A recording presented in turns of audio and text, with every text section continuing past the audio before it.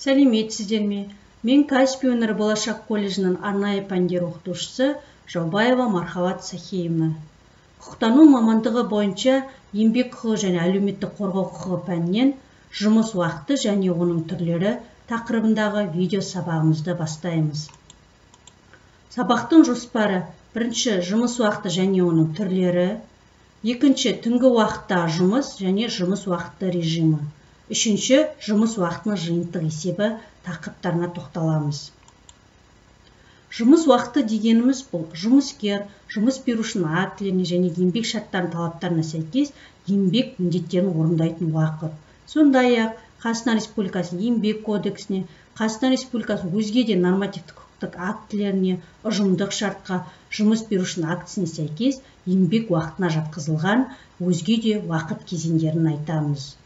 Еңбек кодексіне сәйкес жұмыс уақыты ұзақтығы қалыпты жұмыс уақыты, ұзақтығы қысқартылған жұмыс уақыты және толық емес жұмыс уақыты болып бөлінеді. Жұмыс уақытының қалыпты ұзақтығы. Жұмыс уақытының қалыпты ұзақтығы аптасына 40 сағаттан аспауы керек. Еңбек кодексі және Қазақстан Республикасының өзге де заңдарында көзделген жағдайларды қоспағанда күнделікті жұмыстың ұзақтығы 8 сағаттан аспауы тиіс. Қысқартылған жұмыс уақыты еңбек кодексіне сәйкес жұмыскерлердің жеке санаттары үшін тағайындалады. Атап айтсақ, 14 және 16 жастағы жұмыскерлер үшін аптасына 24 сағаттан аспайтын қысқартылған жұмыс уақыты, 16 және 18 жастағы жұмыскерлер үшін аптасына 36 сағаттан аспайтын, ауыр жұмыстарда және еңбек жағдайлары зиянды және қауіпті өнеркәсіпте жасайтын жұмыскерлер үшін аптасына 36 сағаттан аспайтын қысқартылған жұмыс уақыты тағайындалады. Сонымен қатар бірінші және екінші топтағы мүгедектер үшін аптасына 36 сағаттан аспайтын қысқартылған жұмыс уақыты тағайындалады. Бірінші және екінші топтағы мүгедектердің бір күндік жұмыс уақытының ұзақтығы 7 сағаттан аспауы тиіс. Ал толық емес жұмыс уақыты, яғни жұмыскер еңбек шартын жасасқан кезде немесе еңбек міндеттерін орындау кезінде жұмыс берушімен келісе отырып, толық емес жұмыс уақыты белгіленуі мүмкін. Толық емес жұмыс уақыты, яғни күнделікті жұмыс ұзақтығын нормасын азайту арқылы белгіленуі мүмкін. Бағана айттық, бір күндік жұмыс уақытының ұзақтығы 8 сағаттан аспайтын болса, сол сағаттарды қысқарту арқылы толық емес жұмыс уақыты белгіленуі мүмкін. Екінші, толық емес жұмыс аптасы, яғни жұмыс аптасындағы жұмыс күндерінің санын қысқарту арқылы толық емес жұмыс уақыты белгіленуі мүмкін. Жұмыс аптасы 5 күндік болатын болса, сол күндерді қысқарту арқылы толық емес жұмыс уақыты белгіленеді. Сонымен қатар күнделікті жұмыс уақытының нормасын бір мезгілде азайту арқылы және жұмыс аптасындағы жұмыс күндерінің санын бір мезгілде қысқарту арқылы толық емес жұмыс уақыты белгіленеді. Толық емес жұмыс уақыты белгіленген жұмыскерлердің еңбек жағдайлары, олардың демалыс уақыты, тынығу уақыты, жыл сайынғы ақы төленетін еңбек демалыстары қалыпты жұмыс жасайтын жұмыскерлермен бірдей болады, яғни ешқандай оларға шектеу қойылмайды. Жүкті әйелдер, 3 жасқа дейінгі балалары бар жұмыскерлердің жазбаша келісімі арқылы толық емес жұмыс уақыты белгіленуі мүмкін. Екінші, түнгі уақытта жұмыс және жұмыс уақытының режимі. Сағат 22-ден 6:00-ге дейінгі уақыт түнгі уақыт болып есептелінеді. Түнгі уақытта жұмысқа жасөспірімдерді, яғни 18 жасқа толмаған жұмыскерлерді, сонымен қатар жүктілігі туралы анықтама ұсынған жүкті әйелдерді жіберуге жол берілмейді. Мүгедек қызметкерлерді түнгі жұмысқа тарту, егер олардың медициналық қорытындысы негізінде денсаулығына ешқандай тыйым салынбаған болса және өздерінің жазбаша келісімі арқылы түнгі жұмысқа тартуға жол беріледі.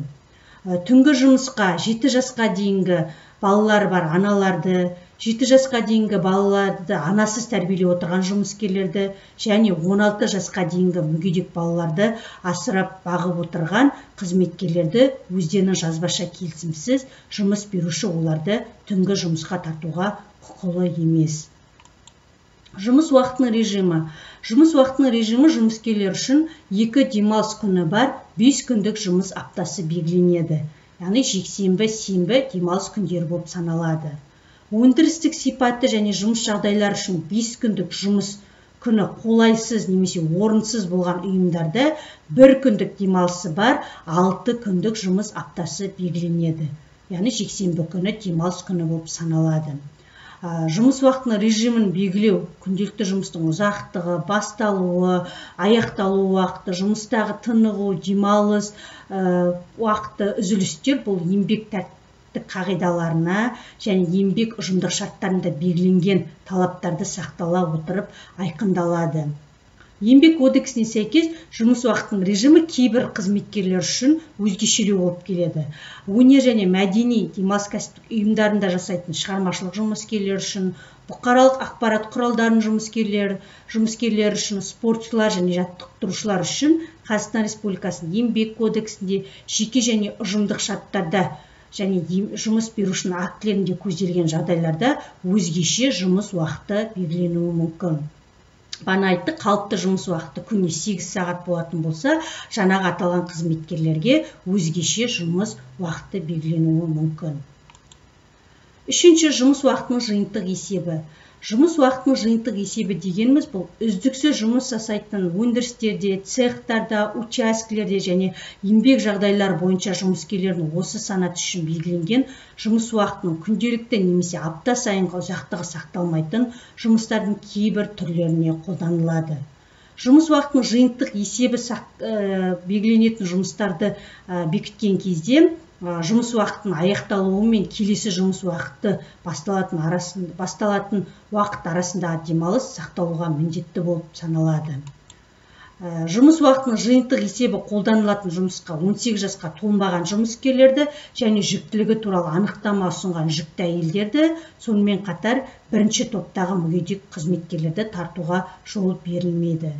Екінші және үшінші топтағы мүгедектердің, егер олардың медициналық қорытындысында ешқандай тыйым салынбаса, жұмыс уақытының жиынтық есебі қолданылатын жұмыстарға жіберуге жол беріледі. Ал егер екінші және үшінші топтағы мүгедек қызметкерлердің медициналық қорытындысына сәйкес жұмыс уақытының жиынтық есебі қолданылатын жұмысқа тыйым салынған болса, оларды мұндай жұмысқа жіберуге жол берілмейді.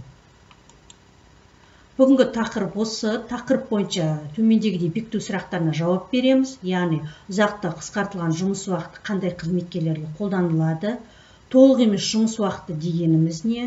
Жұмыс уақытының жиынтық есебі кімдерге қолданылмайды? Түнгі уақыттағы жұмыс уақыты және түнгі жұмысқа мүгедек қызметкерлерді тартуға бола ма деген сұрақтарға жауап береміз. Үйге тапсырма, еңбек кодексінің 7-ші тарауы тынығу уақытын қарастырамыз. Алдарыңызға кесте берілген, сол кестеде тынығу уақытының бірнеше түрін көрсетіп қойдым. Сол бойынша кестені толтырып, үй тапсырмасын орындаймыз. Бүгінгі тақырып осы. Назар қойып тыңдағандарыңызға рахмет. Сау болыңыздар.